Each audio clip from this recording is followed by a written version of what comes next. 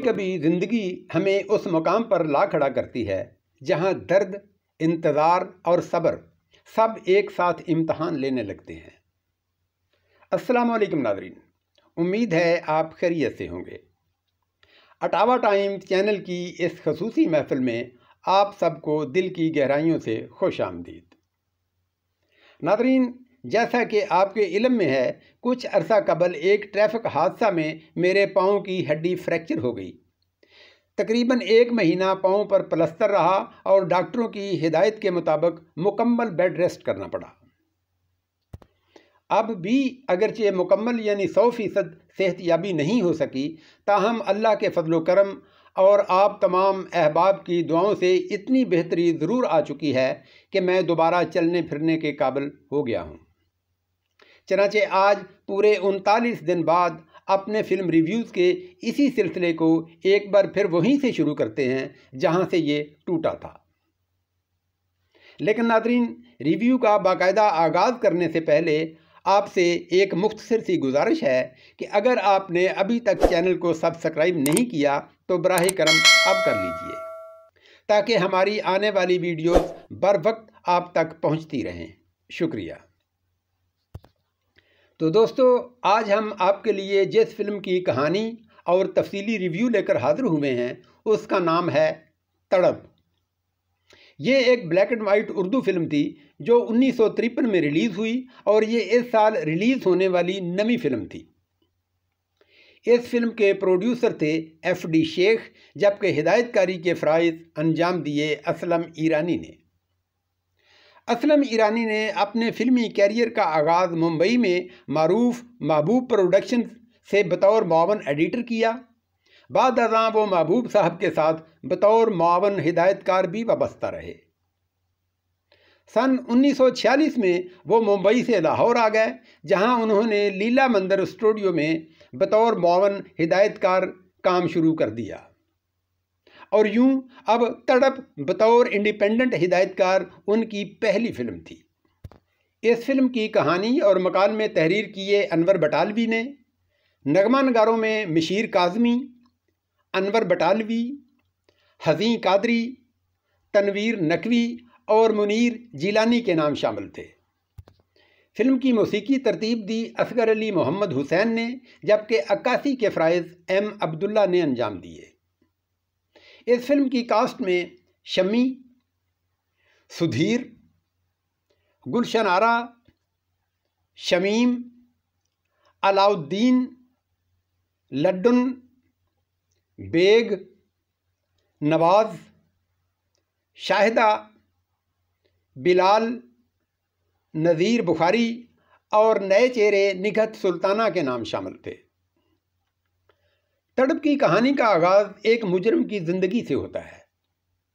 ابتدائی منظر میں جیلر ایک عادی مجرم ساون یعنی علاء الدین کو رہائی کے دن نصیحت کرتے ہوئے کہتا ہے، مجھے امید ہے تم اپنی زندگی سدھار لو گے اور آئندہ یہاں کبھی واپس نہیں آؤ گے۔ لیکن ساون کا جواب نہایت تلخ اور حقیقت سے بھرپور ہوتا ہے۔ وہ کہتا ہے، جب تک دنیا میں بھوک اور بے روزگاری موجود ہے اور جب تک یہ دنیا قائم ہے، لوگ یہاں آتے رہیں گے اور میں بھی دوبارہ آؤں گا۔ چنانچہ جیل سے باہر آ کر اپنی بیمار ماں کی ضروریات اور اس کے علاج کے لیے ساون ایک بار پھر جرم کرنے پر مجبور ہو جاتا ہے۔ لیکن اس بار معاملہ محض ایک معمولی چوری تک محدود نہیں رہتا، بلکہ مرتی ہوئی ماں کو بچانے کے لیے وہ شہر کے ایک بڑے جوہری کا قتل کر بیٹھتا ہے۔ جب وہ جوہری کے زر و جواہر لے کر گھر پہنچتا ہے تو اسے معلوم ہوتا ہے کہ اس کی ماں اس کے پہنچنے سے پہلے ہی دم توڑ چکی ہے۔ ماں کی موت کے اس گہرے صدمے کو جس انداز میں علاء الدین نے ساون کے کردار میں پیش کیا، وہ بلا شبہ قابل تعریف ہے۔ چال ڈھال، چہرے کے تاثرات اور حرکات و سکنات کے ذریعے انہوں نے اس کرب اور تلخی کو نہایت مؤثر انداز میں پیش کیا جو ماں کی موت کے بعد ساون کے اندر پنپتی ہے۔ تاہم افسوس کے ساتھ کہنا پڑتا ہے کہ علاء الدین کا یہ شاندار کام بڑی حد تک رائے گاں چلا گیا۔ اس کی بنیادی وجہ یہ تھی کہ کہانی نویس اور ہدایت کار ساون کے کردار کو باقی کہانی کے ساتھ مؤثر انداز میں جوڑنے میں ناکام رہے۔ یوں یہ کردار اپنی جگہ طاقتور ہونے کے باوجود کہانی کے مجموعی فریم میں مکمل طور پر فٹ نہیں بیٹھ سکا۔ دوسری جانب جوہری کے قتل کے الزام میں شہر کی ایک ناچنے والی یعنی گلشن آرا کو گرفتار کر لیا جاتا ہے، کیوں کہ وہ قتل کے چند منٹ بعد وہاں پہنچی تھی اور عین موقع پر پکڑی گئی۔ ادھر ساون ماں کی موت اور قتل کے بعد بالکل محفوظ رہتا ہے، اس پر کسی کو کوئی شک نہیں ہوتا۔ سرکاری وکیل یعنی سدھیر کی زوردار بحث کے نتیجے میں ناچنے والی کو سزائے موت سنا دی جاتی ہے۔ اگلے روز جب یہ خبر اخبار میں شائع ہوتی ہے تو ساون کی نظر اس پر پڑتی ہے، وہ دیکھ کر فوراً عدالت میں حاضر ہو کر اپنے جرم کا اعتراف کر لیتا ہے۔ وہ کہتا ہے کہ جوہری کا قتل تو جائز تھا، لیکن ایک بے گناہ عورت کو قتل کرنا ہرگز جائز نہیں، اور یوں ناچنے والی باعزت بری ہو جاتی ہے۔ یہاں سے کہانی ایک نیا موڑ لیتی ہے، اور وہ موڑ یہ ہے کہ سرکاری وکیل یعنی سدھیر اپنی بیوی شانتی یعنی شمی کو چھوڑ کر جس سے وہ کبھی بے پناہ محبت کرتا تھا، اسی ناچنے والی کی محبت میں گرفتار ہو جاتا ہے۔ کہانی کا یہ رخ یہاں تک تو فطری محسوس ہوتا ہے، لیکن بدقسمتی سے اس حصے کا پہلے حصے سے ربط تقریباً ختم ہو جاتا ہے، اور یوں محسوس ہونے لگتا ہے جیسے فلم دو الگ الگ کہانیوں میں تقسیم ہو گئی ہو۔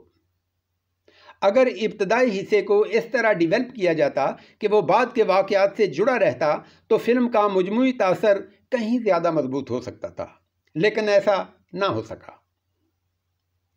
ابتدائی حصے میں علاؤ الدین کا کردار بے حد جاندار تھا، تاہم اس کردار سے جس انداز میں طویل تقاریر کروائی گئیں وہ مناسب نہیں لگتی۔ فلم کے آخری حصے میں سدھیر نے اپنے کردار کو بھرپور طریقے سے نبھایا، جبکہ گلشن آرا نے تو کئی منجھی ہوئی اداکاروں کو بھی پیچھے چھوڑ دیا۔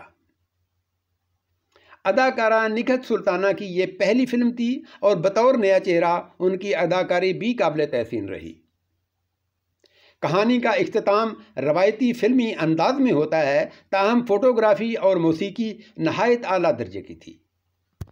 اس فلم میں کل 8 گیت شامل کیے گئے، لیکن بدقسمتی سے یہ معلوم نہیں ہو سکا کہ یہ نغمے کن گلوکاروں نے گائے۔ ان گیتوں کے بول کچھ یوں ہیں۔ نمبر 1، گھوم گھوم کالی گھٹا چھائی رے۔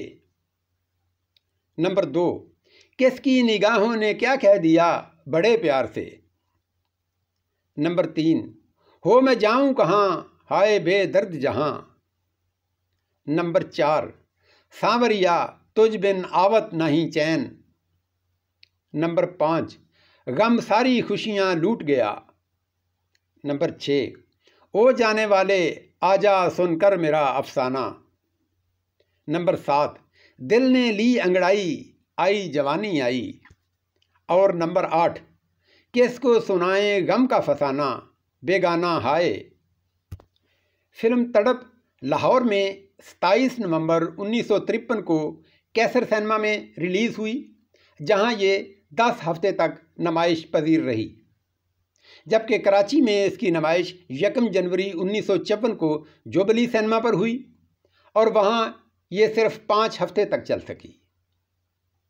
فرینڈ، یہ تھا ہمارا آج کی فلم تڑپ پر تفصیلی ریویو۔ امید ہے آپ کو یہ پیشکش پسند آئی ہوگی۔ براہ کرم اس سلسلے میں ہمیں اپنی قیمتی آراء اور تجاویز سے ضرور نوازیے گا۔